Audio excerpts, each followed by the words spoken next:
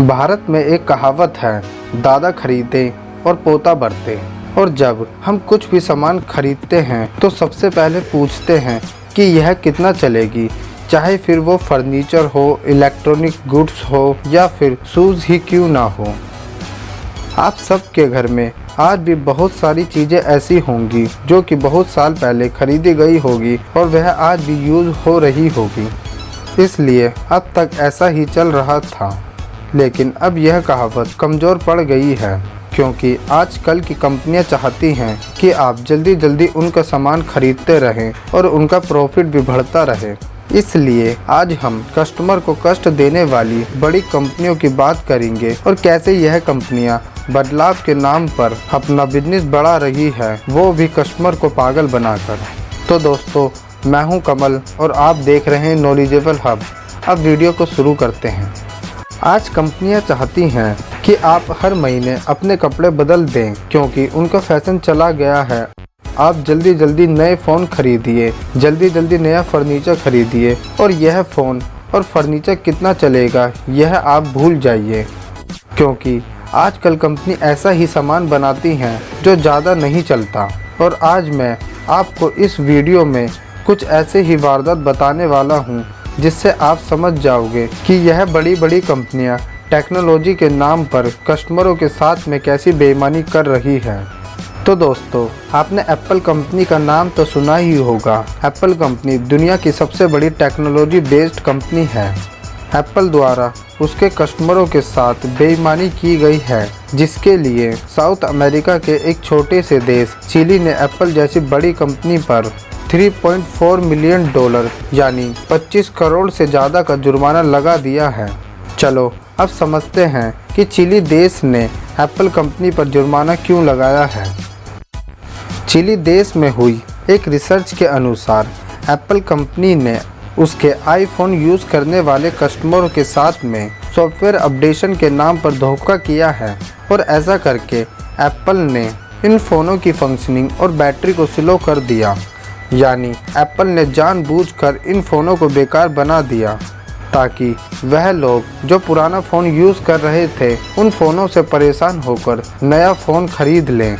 सोचो कैसे एप्पल ने अपने कस्टमर के साथ बेईमानी करी और अपने फ़ोन की लाइफ को ही कम कर दिया। जो फ़ोन कम से कम 5 साल तक चल सकते थे, उन्हें एप्पल ने अपने बेईमानी वाले सॉफ्टवेयर से बेकार बना दिया। मेरा मानना है कि यह लोगों के साथ विश्वासघात है और आप सबको यह जानने की ज़रूरत है। हालांकि आज मैं आपको तेज़ी से बदलते बिजनेस मॉडल के बारे में भी बताऊंगा। मेरे साथ वीडियो में अंत तक बने रहिए। आपको पता होगा, जब हम पहले कुछ सामान खरीदने जाते थे तब हम सबसे पहले देखते थे कि वह चीज़ कितनी टिकाऊ है, और पहले के एडवर्टाइजमेंट भी यही बताते थे कि एक बार खरीदो और बार बार खरीदने के झंझट से छुटकारा पाओ। और 2 दशक पहले तक भारतीय बाजार इसी रूपरेखा पर चलते थे। और गुजराती लोगों की एक कहावत तो आपको पता ही होगी, टिकाऊ है तो बिकाऊ है। यानी लंबे समय तक चलने वाली चीज़ है तो कस्टमर की कमी नहीं होगी। और उस समय पर यदि किसी कंपनी का प्रोडक्ट ख़राब निकलता था या फिर कम चलता था तो यह न्यूज़ घर घर पहुंच जाया करती थी कि उस कंपनी का प्रोडक्ट अच्छा नहीं है और हमें वह नहीं खरीदना चाहिए, क्योंकि वह ज़्यादा समय तक नहीं चलेगा। लेकिन आज समय बदल चुका है। एप्पल जैसी कंपनी बदलाव को ही बिजनेस मॉडल बना बैठी हैं, और आज कंपनी यह नहीं चाहती कि आप एक ही मोबाइल फ़ोन को लंबे समय तक यूज़ करें। आज ज़माना न्यू अराइवल का है, और आप जब भी किसी शॉप पर या फिर मॉल में जाते होंगे तो वहाँ बोर्ड लगा होता है न्यू अराइवल का।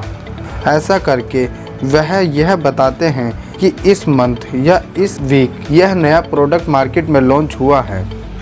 अब मैं आपको एक ऐसी बात बताने वाला हूँ जिससे सुनकर आपको समझ आ जाएगा कि मैं आपको क्या समझाना चाहता हूँ। तो दोस्तों, जब एप्पल कंपनी ने आईफोन 6 और 6 प्लस फ़ोन लॉन्च किया था तो वो आईफोन 7 पहले ही बना चुकी थी। इसी तरह जब आईफोन 7 लॉन्च किया था तो वो आईफोन 7 का न्यू वर्ज़न पहले ही कंपनी बना चुकी थी। यानी कि कंपनी जो आपको नया फ़ोन बताकर बेचती है वो एक्चुअली में पुराना फ़ोन होता है, क्योंकि कंपनी एक फ़ोन पहले ही उससे एडवांस डेवलप करके बैठी होती है जो कि मार्केट में लॉन्च नहीं होता। इसका मतलब कंपनी पहले आपको पुराना फ़ोन बेचती है और फिर साल 6 महीने के गैप पर वह उसी मॉडल का एक नया वर्जन लॉन्च कर देती है, ताकि आप उस पुराने फ़ोन से नए फ़ोन की ओर शिफ्ट हो जाएं और अपने आप को अपग्रेड कर लें। ऐसा करके कंपनियां अपना प्रॉफिट लगातार बढ़ाती जा रही हैं। ऐसा केवल मोबाइल फ़ोन के साथ ही नहीं होता है, बल्कि वॉच की मार्केट में भी आज यही हो रहा है। एक रिपोर्ट के अनुसार पुरानी घड़ियां 25 से 30 साल तक चलती थीं, लेकिन आज मार्केट में महंगी स्मार्ट वॉच आ गई हैं और ट्रेडिशनल वॉच आज ख़त्म होती जा रही हैं। और यदि आप स्मार्ट वॉच यूज़ करते होंगे तो आपको पता ही होगा कि कंपनी हर साल 2 से 3 न्यू स्मार्ट वॉच लॉन्च कर देती है, या फिर इन वॉचों में ही न्यू सॉफ्टवेयर अपडेशन ला देती है, जिससे आपकी वॉच सडनली पुरानी हो जाती है, जैसा कि फ़ोनों के साथ किया जा रहा है। और ऐसा नहीं है कि एप्पल पर पहली बार जुर्माना लगा है। इससे पहले भी एप्पल कंपनी पर अमेरिका ने 613 मिलियन $, यानी करीब 4,500 करोड़ का जुर्माना लगाया था इन्हीं सॉफ्टवेयर अपडेशन के कारण। और फ्रांस ने भी 222 करोड़ का जुर्माना लगाया था एप्पल कंपनी पर, और साथ ही इटली ने 27 मिलियन €, यानी 90 करोड़ का जुर्माना लगाया था। और इस रेस में केवल एप्पल ही आगे नहीं है, बल्कि सैमसंग पर भी जुर्माना लगा है इन्हीं सॉफ्टवेयर अपडेशन के कारण। इटली ने सैमसंग पर 5 मिलियन €, यानी करीब 45 करोड़ रुपए का जुर्माना लगाया था। सिंपल वर्ड में कहें तो बेईमानी वाली इस नदी के किनारे केवल एप्पल कंपनी ही अपना बिजनेस नहीं चला रही है, बल्कि सैमसंग और दूसरी बड़ी कंपनी भी इसी नदी में अपना बिजनेस चला रही हैं। और इन कंपनियों का 100% सक्सेस रेट इसी बात पर डिपेंड करता है कि वह नए प्रोडक्ट लेकर आती हैं और कुछ समय के बाद उन प्रोडक्ट को पुराना बनाकर एक और नया प्रोडक्ट मार्केट में लॉन्च कर देती हैं, और इससे वह अपना प्रॉफिट साल दर साल लगातार बढ़ाती जा रही हैं। और ऐसा नहीं है कि यह बिजनेस मॉडल 5-10 साल में खड़ा हो गया हो। यह बिजनेस मॉडल करीब 100 वर्ष से भी पुराना है। जब पूरी दुनिया में महामारी थी, तब अमेरिका के एक मार्केटिंग एक्सपर्ट जॉर्ज फेडरिक ने यह विचारधारा रखी कि लोगों को नए नए प्रोडक्ट खरीदवाने की आदत लगवानी चाहिए, ताकि वह कंपनी के प्रोडक्ट को जल्दी जल्दी खरीदें और कंपनी इस तरीके से अपने बिजनेस को जल्दी से बढ़ा सके।